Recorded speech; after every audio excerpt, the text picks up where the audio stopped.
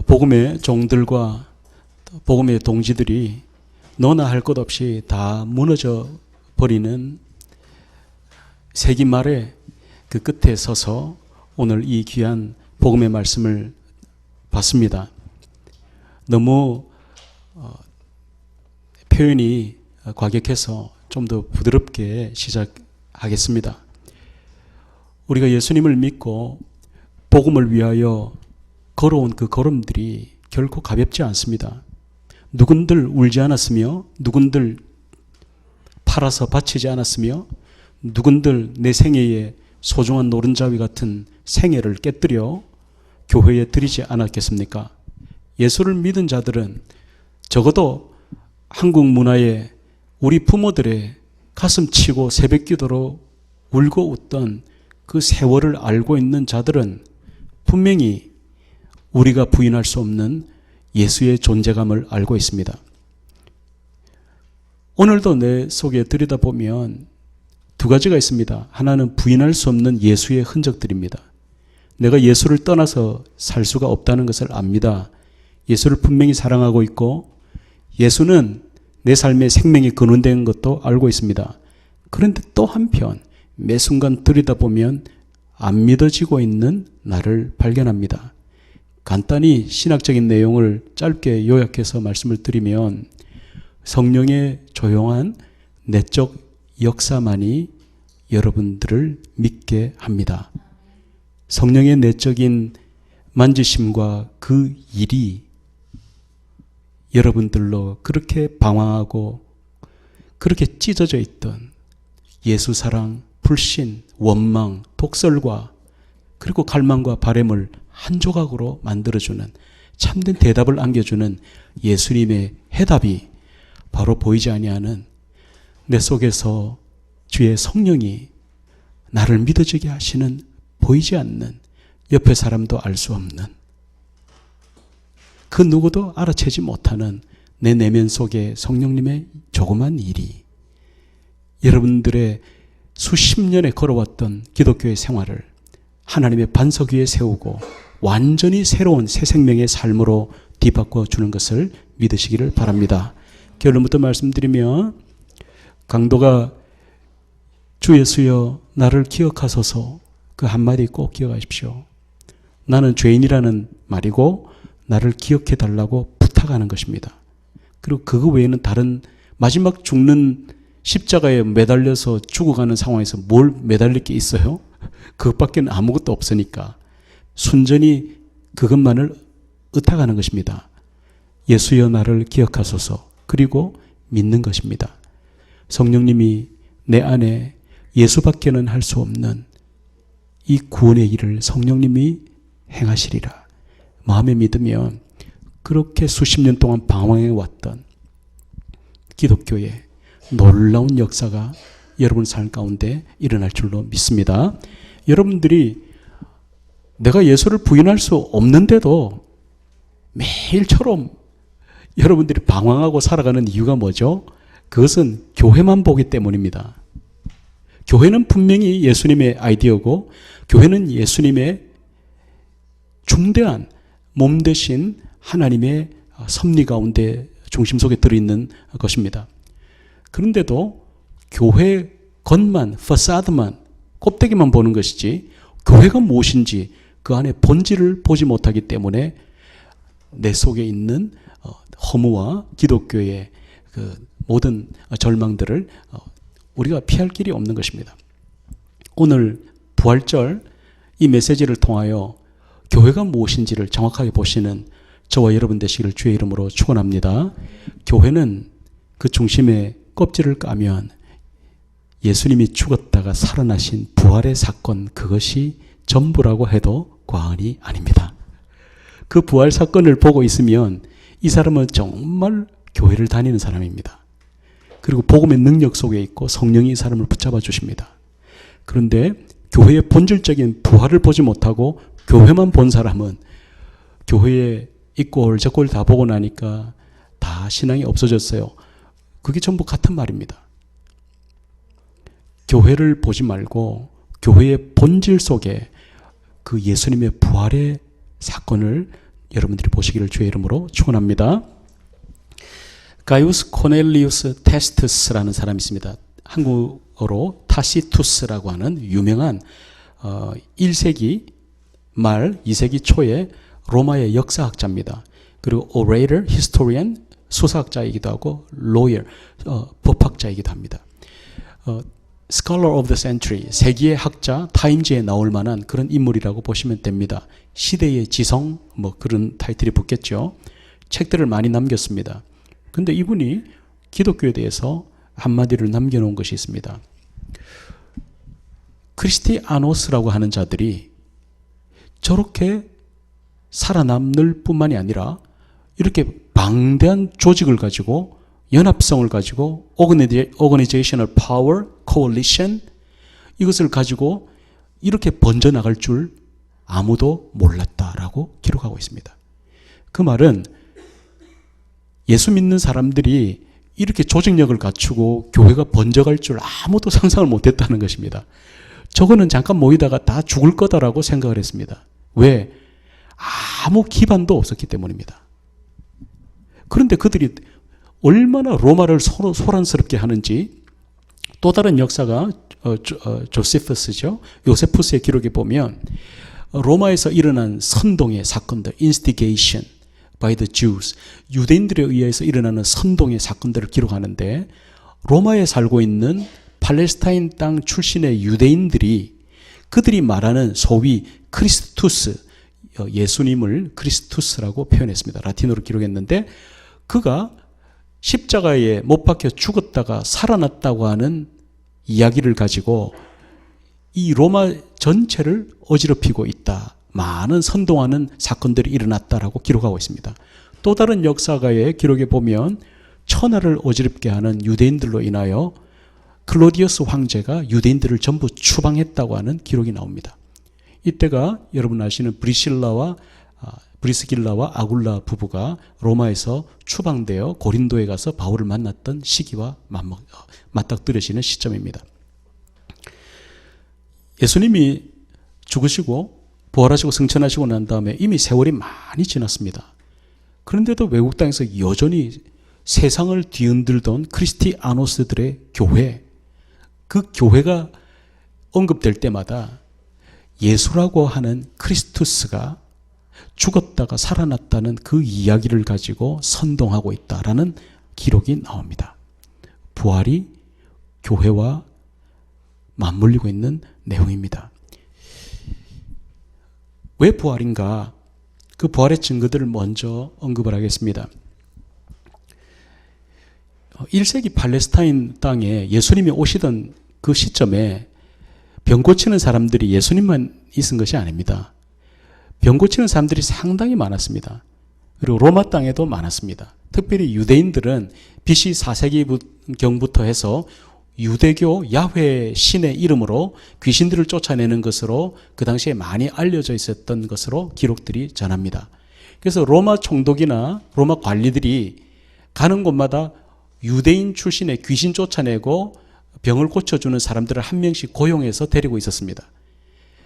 그것이 이제 그레데 섬의 기록에도 나오는데 바울이 배에 표류해서 이렇게 갔던 그 섬에서도 그런 사건이 일어납니다. 거기에 그 총독과 함께 옆에 있던 유대인 출신이 귀신을 쫓아내고 병을 고치는 그런 일을 하고 있는 장면들이 나옵니다. 그러니 로마 사람들에게는 항상 유대인 출신의 샤만격이죠. 병을 고쳐주고 귀신 쫓는 유대인들을 항상 고용하고 있었고 그 사람들이 그 타운에 유대인 교포 사회와 연결해주는 연결 역할을 할 정도로 받아들여지고 있던 문화의 배경이 있습니다. 특별히 팔레스타인 땅에서 예수님 오시기 전에 병 고치는 사람들이 많았습니다. 귀신도 쫓아냈습니다. 그래서 예수님의 사역 가운데 누가 와서 지도자들이 그러죠. 저 바알세불의 힘을 빌어서 쫓아내는도다. 이 말이 나오죠. 이제 그런 경우도 케이스들도 많았기 때문입니다. 그런데 이 많은 치유자와 귀신을 축사하는 그 사람들은 전부 다 왔다가 다 죽었습니다.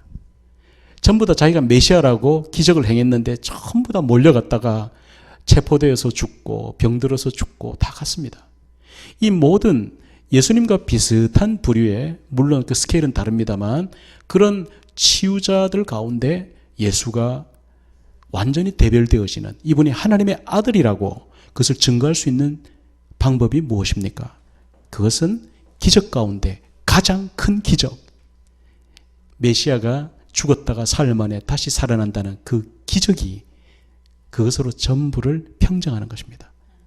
여러분과 제가 예수님이 하나님의 아들이라는 것을 믿으려면 다른 기적 그럴 수 있지 않습니까? 그래도 전혀 부인할 수 없는 마지막 판가름을 하는 기적이 있다면 그분이 말씀대로 죽으시고 사흘 만에 살아나는 사건, 그것입니다.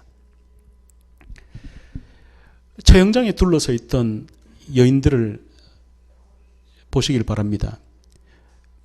그 여인들과 그리고 막내 요한이 십자가를 떠나지 아니하고 지키고 있었습니다. 그가 예수님이 온몸이 찢기시고 달려서 죽어가시는 그 모든 장면들을 저들이 다 보았습니다. 로마 군사들이, 특별히 엄격한 로마 군율로 역사는 기록하고 있습니다. 그것을 영어로 decimation이라고, 십진법이라고 기록을 해놓고 있습니다. 로마 병사들의 전신갑주 이야기를 다 아실 것입니다. 뒷면에서 보면 뒤에는 아무것도 없습니다. 그냥 맨등이 나옵니다. 거기 와서 꼬집으면 아야 할 정도로 아무것도 없습니다. 전진만을 위해서 전신갑주가 그렇게 개발이 되어 있습니다. 그래서 로마 군대의 진법은 무조건 앞으로 가는 겁니다. 그래서 누군가 뒤로 후퇴를 했다 그러면 전투가 끝나고 난 다음에 내무반에 와서 십진법, decimation, 1 out of 10, 10명 중에 1명을 골라서 내무반원들이 맨주먹으로 폭력을 가해서 죽이도록 했습니다. 그래서 이렇게 해서 죽느니 저렇게 해서 죽느니 서로 내무반의 단결을 결속할 뿐만이 아니라 어차피 후퇴하면 내가 네 손에 죽을 수도 있고 내가 너를 죽일 수도 있는데 우리 싸우다 죽자, 이렇게 해서 로마 군율이 그렇게 나가는 것입니다.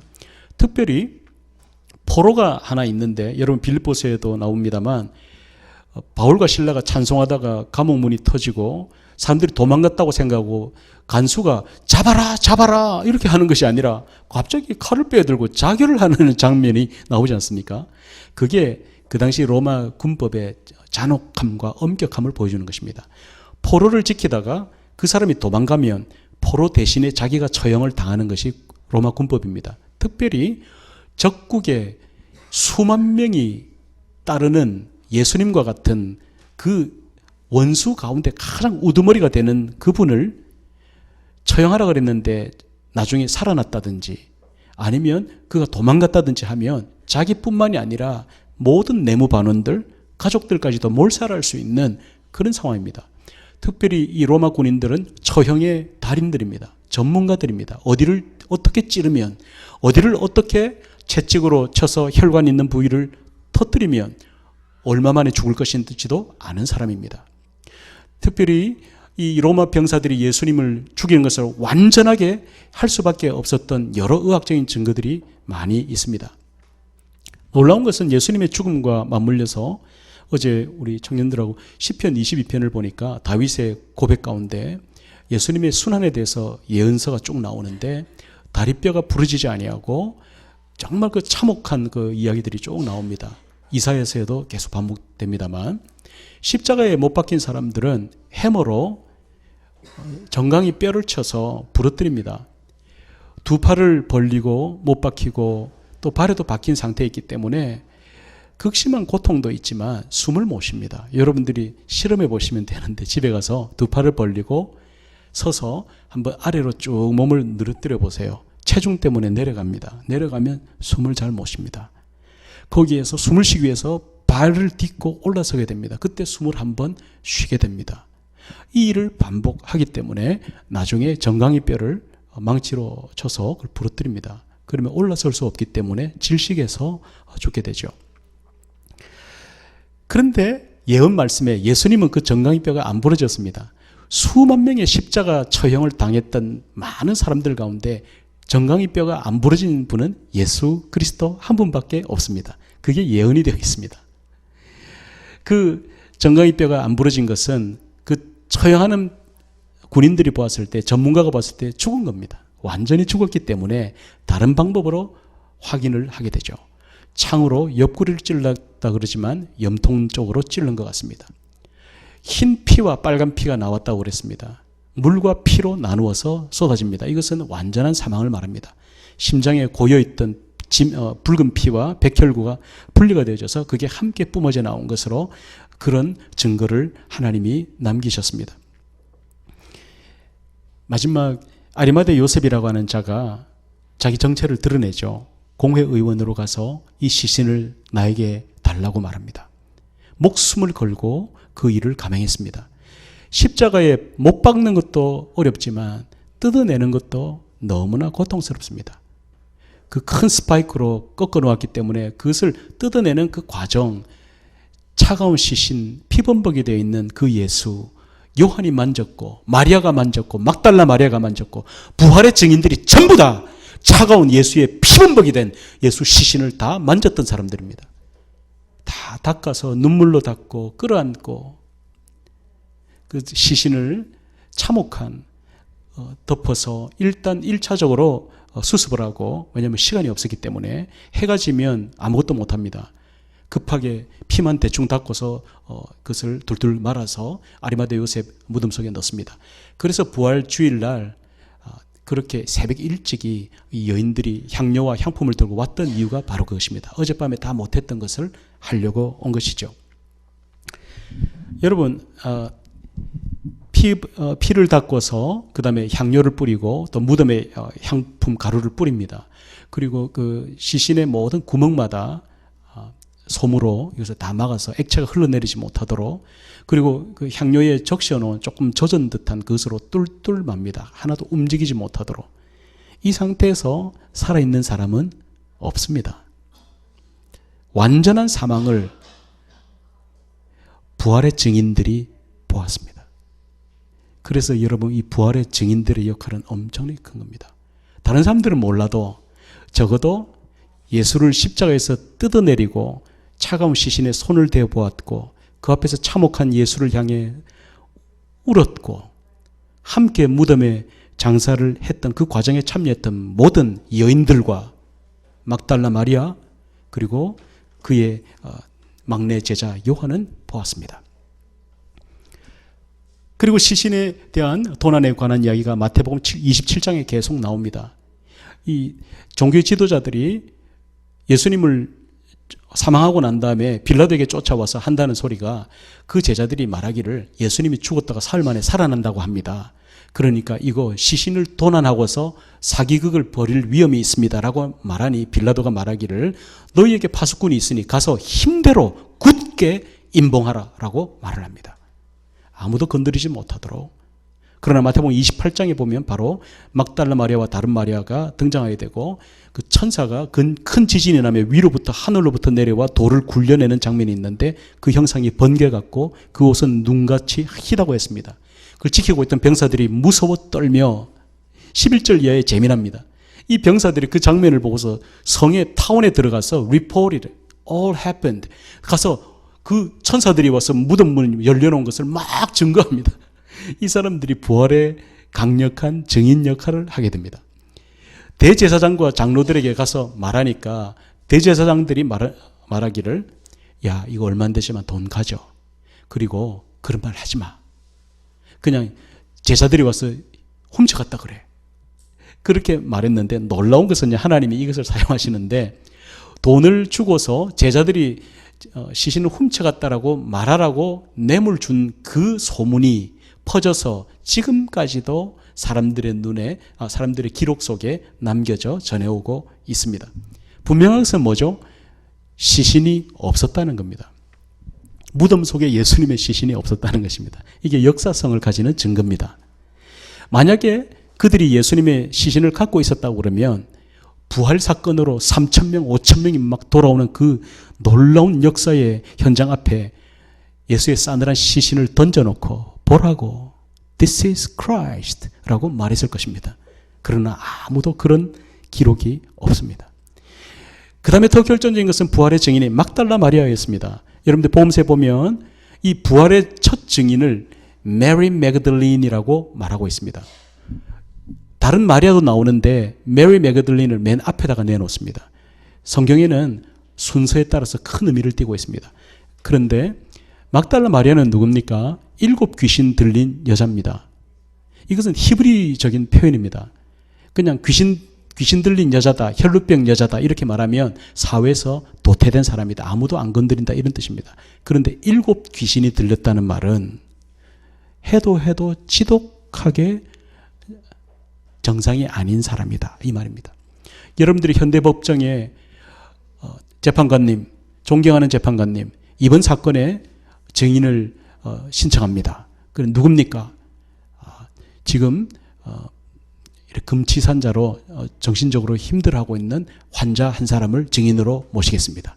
이렇게 하면 누가 그걸 증거로 받겠습니까? 저분이 아직 정상이 아니기 때문에 어떻게 증거로 받겠습니까? 그런데 막달라 마리아를 마태, 마가, 누가, 요한 이 복음서들이요 전부 시대마다 다르게 기록된 독립문서들입니다. 그게 하나님의 뜻인데 한 번에 몰아놓고 마태, 마가, 누가, 요한을 기록한 것이 아닙니다. 각자 다른 사람이 시대별로 다르게 기록했는데 같은 이야기를 적고 있습니다.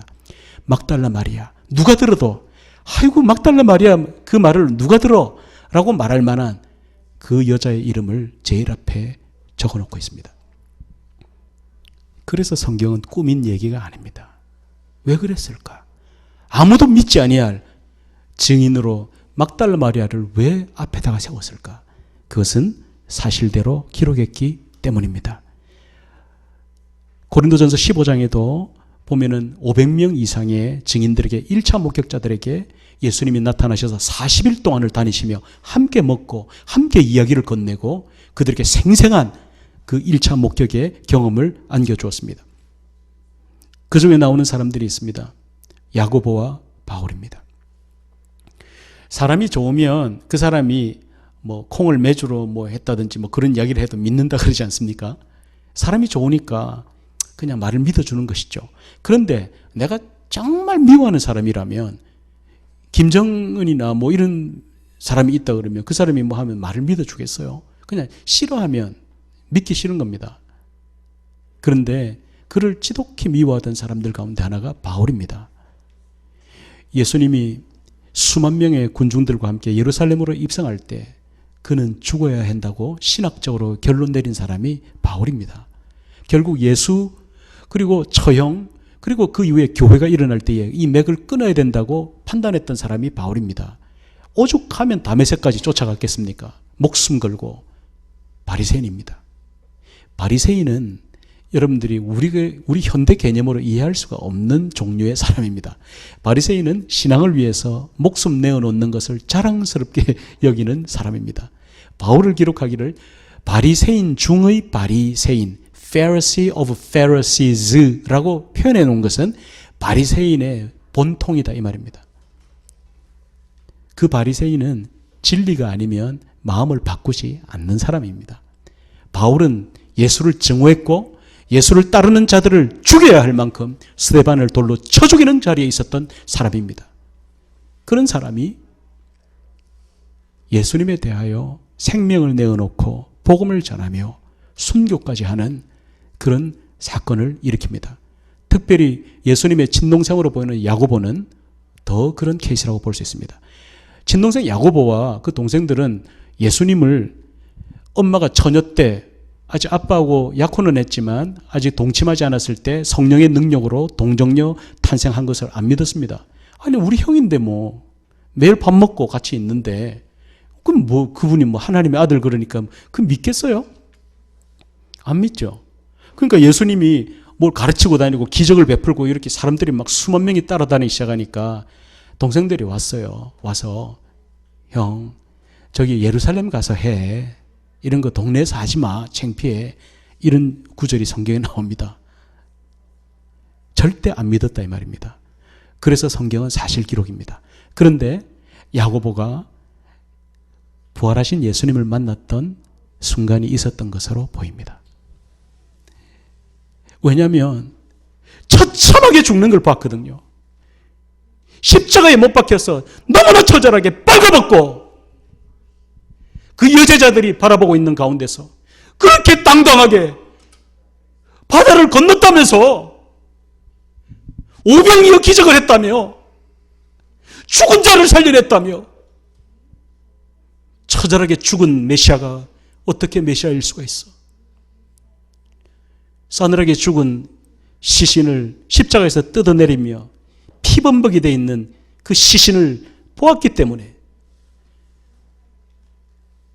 부활하시고 난 이후에 야고보야 찾아오신 그 예수님을 만났을 때 야고보는 변화된 것입니다. 야고보는 예루살렘 총회, 예루살렘 교회에 베드로보다 더 존중받는 역할을 하게 됩니다. 여러분들이 아시는 야고보서에 보세요. 행동이 없는, 실천이 없는 믿음은 죽은 믿음이다. 강력하게 외칠 만큼 그는 변화되고 있었습니다. 예수를 살아계신 하나님의 아들로. 이보다 더 강력한 부활의 증거는 없습니다. 나를 잘 아는 사람은 내 피부치, 내 아내요, 내 남편이요, 내 자식입니다. 내 형제입니다. 그가 어떻게 바울과 야고보가 어떻게 도대체 3일 동안에 무슨 일이 있었기에 그렇게 예수를 위해 생명 내어주는 부활의 증인으로 변했을까? 그것은 죽은 예수가 살아난 것, 그 사건밖에는 답을 할 길이 없습니다. 예수를 믿었던 이 모든 제자들 한결같이 다 도망갔습니다. 오죽하면 마가복음에 마가가 기록하는 거죠. 혼니부를 둘은 빨가벗고 도망갔다 그랬어요. 겟세마네 동산에서. 그건 누가 저를 기록했을까? 그 청년은 누굴까? 마가 자기 자신이죠. 같은 형들이 있는데, 같은 저자들이 있는데, 같은 제자들끼리 다른 저 김 집사님은 그날에 빨가벗고 도망가더라 이런 기록 안 하죠. 그 얼마나 모독이에요. 그런데 그 청년은 빨가벗고 도망갔더라 기록했다는 것은 자기가 적었다 이 말이에요. 부끄러움이 필요 없어요. 사실을 말하는 거예요. 마태복음에도 마태가 자기를 세리라고 적잖아요. 그래서 우리가 마태가 저자라는 것을 저는 개인적으로 강력하게 믿습니다. 왜냐하면 세리는 매국노, 더러운 욕입니다. 같은 저자들끼리 다른 제자에게 매국노, 더러운 놈 이렇게 안 적습니다. 마태는 세리더라. 자기이기 때문에 적는 거예요. 부끄러움을 무릅쓰는 거예요. 마가복음에 보면 베드로가 예수님을 3번이나 부인합니다. 배신자죠. 예수를 누구보다 위해서 목숨 바치겠다 그러더니 3번이나 배신합니다. 맹세하여 가로되 상세하게 기록합니다. 어디서 그 기록에 근거가 어디서 나옵니까? 마가는 베드로의 진술을 거의 적은 것으로 알려져 있습니다. 베드로가 다 말해주는 거예요. 예수님이 이래 말했고 나는 이렇게 부인했다고 상세하게 나옵니다. 제자들이 변했어요. 전부 도망쳐놓고 이제는 예루살렘에 교회가 이루어지고 나니까 3,000명, 5,000명이 돌아오는데 한결같이 다 순교했어요. 거짓말을 넣고 기독교 하나 만들려고 거짓말 때문에 순교하는 사람은 없어요. 세상에. 내 자식이 지금 사자가 지금 막 물러오는데 내 배를 들이매놓고 내 아이가 지금 죽게 됐는데 찬송 부르면서 죽는 사람은 없어요. 거짓말 때문에. 왜 무슨 일이 일어났나? 그것은 죽었던 예수가 살아나셔 저들을 만나주셨기 때문인 줄로 믿습니다. 더 놀라운 증거 뭔지 아세요? 예수 믿은 이 사람들이요, 그때부터 부자 됐거나 뭐 비즈니스를 해서 뭐 선교 센터를 지었거나 그런 거 없어요. 이 사람들이 전부 다 더 가난해졌어요. 사도 바울은 결혼도 못하고 그의 행적을 보면서 사람들이 울어요. 이건 누군가 죽었다가 살아난 걸 본 사람이 아니면 도대체 이런 삶을 살 수가 없다는 거예요. 그 사람들이 예수 믿고 난 다음에 매질을 당하고 감옥에 갇히고 모두 다 순교했어요. 죽었어요. 우리는 어때요? 주님 응답해 주시옵소서. 이걸 해결해 주시옵소서. 응답 안 주면은 하나님이 뭐 그러나 막 원망하고 그걸 빠지지 않아요? 근데 아니에요. 성경이 말하는 복음은요, 내가 오늘 망할 수도 있어요. 직장 때려치우고 여기에 나와서 매달리다 보니까 복음을 위해서 살다 보니까 직장에서도 파이어 당하고 공부도 못할 수도 있고 어려운 일들이 일어날 수 있어요. 왜? 죽었다가 살아난 예수님을 부활을 보았기 때문에요. 부활하신 예수님을 보고 나면 내가 고생도 할 수 있어요. 침뱉음을 당할 수도 있어요. 그것이 부활의 능력인 줄로 믿습니다. 부활하신 예수님을 보고 나면 망할 것도 억울할 것도 고생할 것도 그냥 자처하게 돼요. 그래서 그분들이 주님 손에 붙잡혀서 하나님의 거룩한 기업을 이루어 나가는 줄로 믿습니다. 이들이 왜 때로는 이렇게 말해요. 그러면 나 믿음 없는데, 아까 전에 말씀드렸죠. 믿음 없는데 성령님이 내적 역사를 해주셔야지. 근데 왜 나한테 그렇게 믿어지는 것을 안 해줘? 이렇게 말하죠. 그러면 그게 미신이 되기 때문이에요. 내가 성령의 내적인 역사가 일어나기 위해서는 예수님 나를 기억해 주세요. 나를 기억해 달라고 간절히 원해야 돼요. 예수님만 할 수 있다는 것을 믿어야 돼요. 그리고 내가 예수 이름 부르면 성령님이 나를 만지시고 내가 그처럼 믿지 못하던 것들을 주님이 설명해 주실 거야. 믿고 바라면 성령님의 내적 역사가 일어날 줄로 믿습니다. 그 사람에게 어떤 일이 일어난 줄 아세요? 예수님이 부활하시고 난 다음에 갈릴리 바다에서 베드로 앞에 서잖아요. 공통적인 거, 제자들이 실패할 거 다 알았어요. 다 처절하게 도망다니고 예수 믿는다고 하지만 사실은 안 믿는 거죠. 그거 다 알면서 부르시는 거예요. 배신하고 침뱉고 조롱하고 결국에는 예수님 위해서 산다 그러지만 사실은 엉터리인 거죠. 예수 이름 부르고 다 그냥 잘 살라고 그런 거죠. 근데도 예수님 그걸 알고 부르셨다는 거예요. 베드로가 부인할 거 3번이나 미리 말해주고 배신하고 난 다음에 또 배신한 사람을 찾아와가지고 베드로야 네가 나를 사랑하느냐 이 과정을 거치십니다. 왜 그래요? 예수님의 그 다음 아이디어 때문에 그래요. 교회예요, 교회. 교회를 세우려고 하는 거예요. 다시 한번 교회는 건물 아니고 그 안에 부활의 사건을 본 거 그거예요. 예수의 부활을 본 사람들은 오늘 죽어도 살아나요. 여러분 부활이 왜 중요하냐면 부활을 못 본 사람은 교회를 모른다가 부활을 못 본 사람은 교회 들어온 적이 없다 이렇게 주장하는 근거가 뭔지 아세요? 자, 예수님이 십자가에 못 박혀 죽었어요? 여러분 죄를 대신해서. 그럼 여러분 죄를 용서받고 오늘 죽어도 천국 가는 거 그거 어떻게 믿어요? 뭐 증거가 있어야 될 거 아니에요. 여러분들이 용서받은 거 뭘 보고 알아요? 예수님의 부활을 보고 아는 거예요. 예수님이 부활하신 게 그 증거예요. 여러분 용서받았다는 거예요. 예수님이 죽었다가 살아난 부활이 맞으면 예수님이 이때까지 한 말이 다 맞다는 말이에요. 그 말은 무슨 말이에요? 여러분들이 죽는 순간 저 낙원 천국으로 올라가야 되는 거예요. 구약에서 살던 다윗, 솔로몬 뭐 이런 사람들 전부 다 죽어서 전부 다 천국 낙원에 가 있어요. 구약 성도, 신약 성도 다 있어요. 우리가 죽는 그 순간 예수님이 내가 처소를 예배하러 가노니 내가 처소를 예배하면 너를 다시 데리러 오리라. 그 약속이 맞다는 말이에요. 거기에 처소가 있다는 말이에요. 산자의 하나님이다. 아브라함과 이삭과 야곱의 하나님이다. 이들이 죽은 조상의 이름이 아니라 지금 천국에 시퍼렇게 살아있는 자들의 이름이다. 이 말이죠. 예수님의 부활의 증거는 그분이 하신 약속들의 정체가 되는 거예요.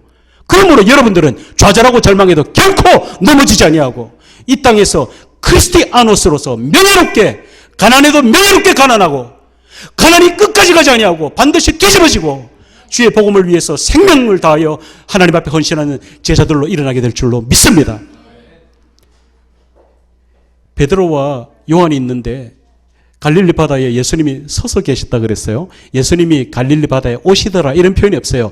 갈릴리 바다에 서셔서 이런 말이 나와요. 이 말은 그냥 부활한 몸이시기 때문에 벽도 뚫고 그냥 바로 가시지 않습니까? 예수님이 그곳에 가는 과정이 없고 그냥 거기 계세요. 계시는데 뭐 하나님, 성부 하나님처럼 무소부재는 아니죠. 한 번에 다 계시지는 않죠. 성부 하나님만 그렇고 예수님은 육신이 있으시기 때문에 자 그곳에 서셔서 딱 계시는데 참 그냥 그 습성대로 예민한 요한이 먼저 딱 알아보죠. 예수다. 예수와. 그 말 듣자마자 바다에 뛰어든 사람은 베드로. 성격대로예요. 배신을 혼자 다 해놓고서. 계산, 예수님이 아신 배신이에요. 그죠? 베드로가 물로 뛰어들고 쫓아가서 그 앞에 물을 두둑두둑 흘리면서 서 있을 때 예수님이 아침을 만들고 계시는데 뭐라 그래요? 얘들아 너희가 잡은 물고기를 가져오너라. 그 물고기 어떻게 잡았어요? 밤새도록 한 마리도 못 잡았을 때 바닷가에 서서 예수님이 거기 고기 좀 잡았어. 한 마리도 못 낚았는데요. 그 우편에 좀 깊은데 그물을 던져보시지요. 그 던지고 철컥 걸리는 그 가운데 예수님이 생각난 거예요. 중요한 교훈이에요. 복음을 위해서 여러분들이 부르심을 받았는데 아침을 준비하는데 그 복음의 과정 속에서 예수님이 하라는 대로 낚게 된 그 물고기로 아침을 만드는 줄로 믿습니다. 복음을 위해서 생명을 드리면 내 자녀의 등록금, 진학의 길, 생업, 또 하나님 앞에 일하는데 뭐 건강한 몸으로든 아픈 몸으로든 주의 영광 위에 살아가는데 필요한 것들이 있어요. 이 수치와 모멸을 가지고 복음을 전할 수 있을까? 이런 모습으로 예수의 이름을 전할 때 부끄럼 당치 않을까? 그 속에서 주님이 여러분 손으로 물고기를 낚게 하고 그 물고기로 일하게 하시는 줄로 믿습니다. 오병이어의 기적을 꼭 기억하십시오. 매일처럼 먹고 마실 때마다 나를 기념하라. 아남네시스. 이 성찬을 대하며 나를 기념하라. 그거는 오병이어 기적하고 똑같이 연결되는 거예요. 매일처럼 오늘도 밥 먹으면서 물 마시면서 내 살과 피를 먹고 마시고 너는 이 땅에 내가 부른 나의 사랑하는 자녀라. 사랑하는 내 귀한 제자라. 주님 앞에 우리 모두 다 이 복음을 위해서 살다가 다 죽을 거예요. 그런데 예수님의 부활한 사건을 보면 적어도 우리는 벌 받아서 죽는 거 아니에요. 암에 걸리고 병에 걸려서 육신은 병들어서 죽게 되겠죠. 그런데 우리는 벌 받아서 죽는 게 아닙니다. 그것은 영생을 얻기 위하여 주님께서 허락하신 영광스러운 그 복음의 성취의 과정으로 우리가 죽음을 받는 줄로 믿습니다.